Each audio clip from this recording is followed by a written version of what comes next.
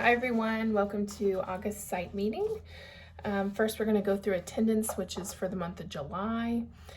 J-Town is 70%, Mount Washington was 73%, BE was 86%, Developing Young Minds was 79%, Great Beginnings was 81%, Raisin Factory is 70%, Creative Kids 70%, and Spencer was 82%.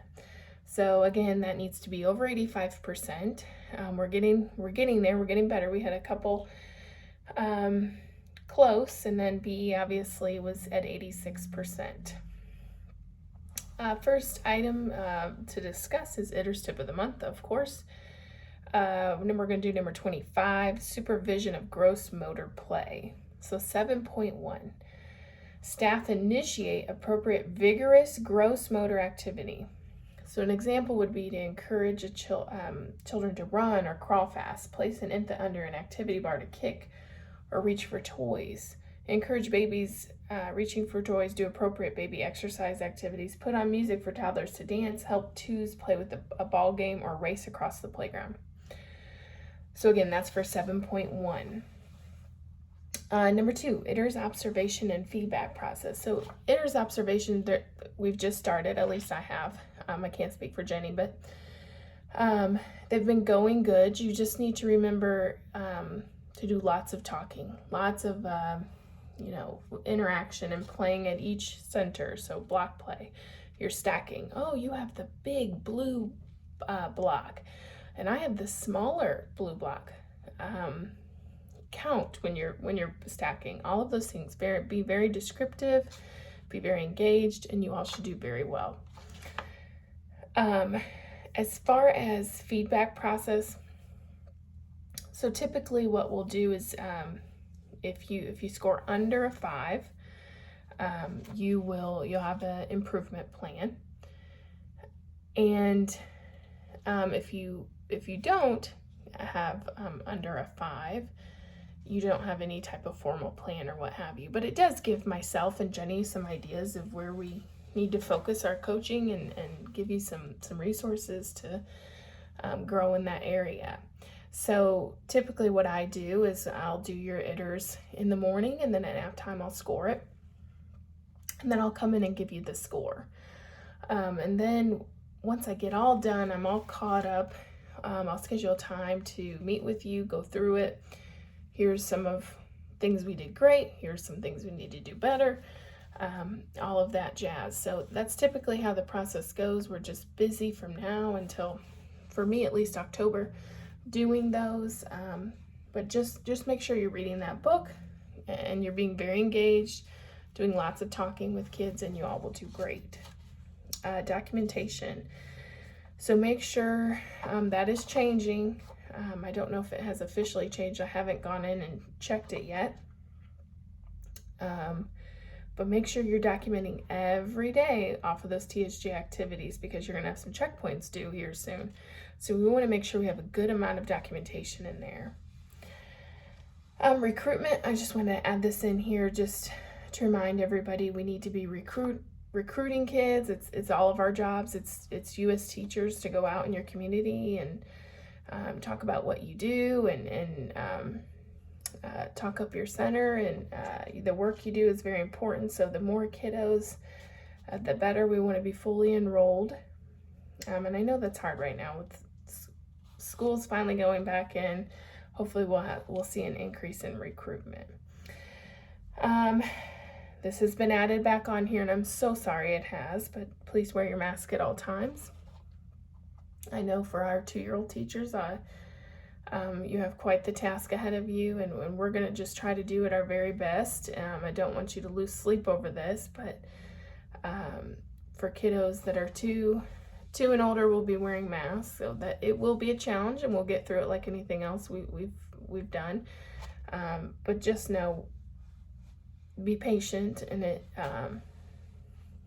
I think Jennifer Goodlett said it best. We don't want to be the mask police to children, so just be very encouraging. Make it a positive thing. Talk about how you're wearing your mask, and we'll get through it together. All right, due this month. Initial home visits are due August 27th, and those are in person still.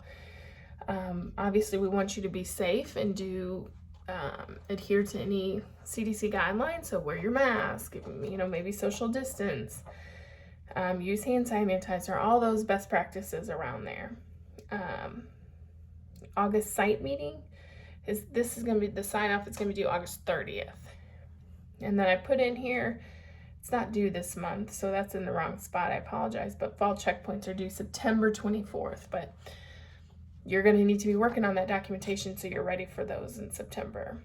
Pre-service, July through October, you need to be working on this.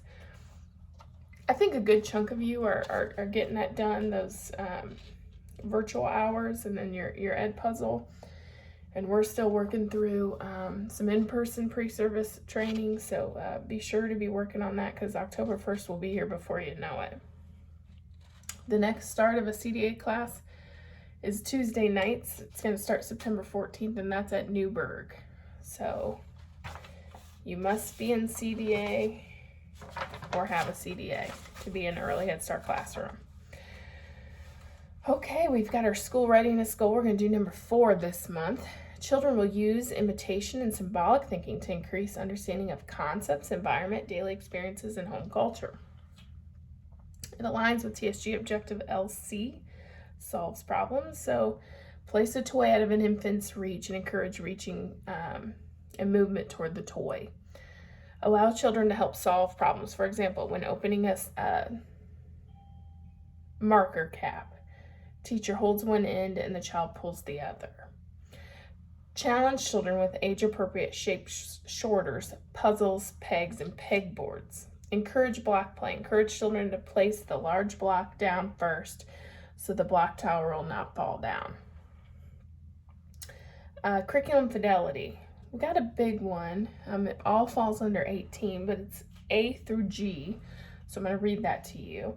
The teacher uses ongoing, authentic observation-based assessment to follow children's progress, guide planning and instruction, and communicate with others. So A, uses a system for collecting information. B, conducts focused observations. C, observation notes are dated, objective, and factual.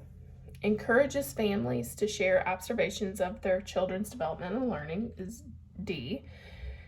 E, collects and dates samples of children play over time as evidence of progress. F, analyzes documentation by relating it to learning objectives. G, uses assessment information to shape interactions with children for routines and experiences. So a lot of you do this already. Some action steps is documentation after completing a TSG activity. Collecting children's drawings, video clips, and photos. Planning an individualized activity per child's based on their current skill set or goals, or if they have an IFSP. Encourage families to utilize Ready Rosie or even leave notes and tadpoles of observations they had at home. So a lot of the things we already do with assessing children, observing children through TSG. So this month was a little bit of a short one, I guess, maybe because last month was long. But I'm thinking of you all. I hope you always stay safe and have a good August.